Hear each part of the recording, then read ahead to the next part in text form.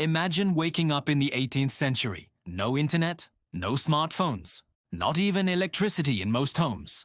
Life was slower, stranger, and honestly, sometimes pretty brutal. Today, I am going to share 15 things that were completely different in the 1700s compared to our world today. Some will make you grateful to live now, some will make you laugh, and the last point might really surprise you. Let us jump straight in, starting now with number 1. One of the strangest things about life back then was how people slept. They often did not sleep in one long stretch at night. Instead, they had what was called a first sleep and a second sleep. They went to bed a few hours after sunset, woke up around midnight for 1 or 2 hours, sometimes praying, writing, or even visiting neighbors, and then went back to bed until dawn. So the idea of one solid 8-hour sleep is actually a modern invention. It shows us that even something as basic as how we sleep has changed dramatically over time. Next up, number 2. If you got sick in the 18th century, you had to hope for the best because medical science was still in its early stages. Doctors often believed in balancing the body's humors, which meant things like bloodletting or giving you strange herbal mixtures. Germs had not been discovered yet, so infections were extremely dangerous. A simple cut from chopping wood could kill you if it got infected. Smallpox was a terrifying reality, and there were no antibiotics or vaccines. At least not until the very late 1700s when the first smallpox vaccine appeared. In many ways, getting sick back then was almost like gambling with your life. Moving on to number 3. Imagine opening your fridge, except there was not one. In the 18th century, keeping food fresh was a huge challenge. People salted or smoked meat to preserve it, and dairy products like milk had to be consumed quickly before they spoiled. Ice houses existed in wealthier estates where they stored large blocks of ice cut from frozen lakes in winter. But for ordinary families, refrigeration was a dream. That meant things like fresh meat, cold drinks, or ice cream were rare luxuries. If you have ever complained about warm soda, well, in the 1700s, that was the only option. Now let us talk about number 4. Daily showers were not part of life. Many people in the 18th century only bathed a handful of times a year. Cleanliness was often about washing your face and hands, not your whole body. Perfume was used to cover up odors, especially among the wealthy, and laundry was backbreaking work, so clothes were worn far longer than we would tolerate today. Dental hygiene was not much better. Ashes, crushed chalk, or even ground-up bones were used instead of toothpaste. So when you imagine someone from that time period looking elegant in a powdered wig, remember that underneath, life was not always so glamorous. Number 5. While today most children spend years in school, in the 18th century education was not a given. Wealthy boys might have tutors or attend private academies, while girls were often taught only basic reading, sewing, or household skills.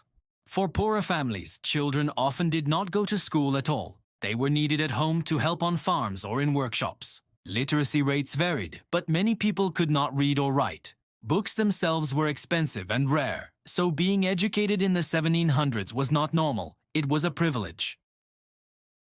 Alright, on to number 6. Today, you can drive a few hundred kilometers in a few hours. In the 18th century, the same trip might take days. Roads were rough and often muddy, so traveling by carriage was bumpy, slow, and exhausting. Horses could only go so far before needing rest. Long-distance travel by ship was even more extreme. A journey across the Atlantic could take weeks or months, depending on weather. That meant visiting another country was not a casual vacation. It was a serious commitment. Traveling was possible, but it was uncomfortable and very time-consuming. Here comes number 7. Your social class defined almost everything about your life. The aristocracy lived in mansions, wore expensive silks, and enjoyed feasts with dozens of dishes. But most people were peasants, servants, or workers who struggled to get enough food. There was not much upward mobility. If you were born poor, you usually stayed poor. The clothes you wore, the food you ate, and even how the law treated you all depended on your class. Compared to today, where we at least talk about equality of opportunity, the 18th century was a world of rigid social divisions. Now for number 8. Without TV, video games, or social media, people found fun in very different ways. Music was live. Either you played it yourself or went to a tavern, fair, or theater to hear it. Public performances like plays and operas were popular in cities, while in rural areas, storytelling and folk music were common. Books existed, of course, but they were expensive and not accessible to everyone.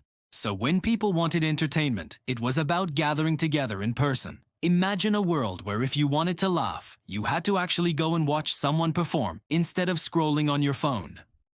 Number 9. In the 18th century, childhood looked very different. Instead of spending their days in school or playing, many children worked. On farms, they helped with planting, harvesting, or caring for animals. In cities, they might work as apprentices in workshops or even in dangerous jobs like chimney sweeping. The idea that childhood should be a time for learning and fun is relatively modern. Back then, children were seen as small adults who needed to contribute to the household as soon as they were able. Childhood as we know it today simply did not exist. Next up is number 10. The 1700s were filled with wars between empires such as Britain, France, Spain, Austria, and Prussia. For ordinary people, that meant soldiers marching through towns, taxes being raised to pay for campaigns, and the constant fear of battles nearby. Weapons included muskets, sabers, and cannons, deadly but far less accurate than today's. Civilians were often caught in the middle, losing homes, crops, or even their lives. Living in Europe especially meant that war was never far away. Moving on, number 11. When you picture the 18th century, you probably imagine powdered wigs and huge dresses, and you would be right. Wealthy men and women wore elaborate clothing that took time, money, and effort to maintain. Corsets shaped women's bodies, while men often wore stockings, coats with lace, and wigs dusted with powder. But these fashions were not practical. They were heavy, uncomfortable, and hot, especially in summer. Clothing was a way of signaling wealth and status. So while it might look glamorous in portraits, in real life, it was not easy to live in those outfits. Number 12.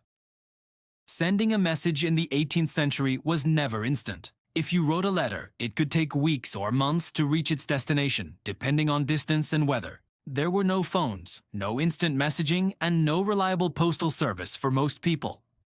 That meant news spread slowly. By the time you heard about an event in another country, it might have already happened weeks ago. Compared to today, where we know things instantly, living in the 18th century meant living in constant delay. Here comes number 13. The justice system of the 18th century was much more brutal than ours. Crimes we would consider minor today, like theft, could lead to whipping, branding, or even execution. Public punishments were common. Imagine being locked in the town square, stocks for everyone to see and mock. Executions were public spectacles, often drawing huge crowds. The point was not just justice, it was about making an example and scaring others from committing crimes. Next up, number 14.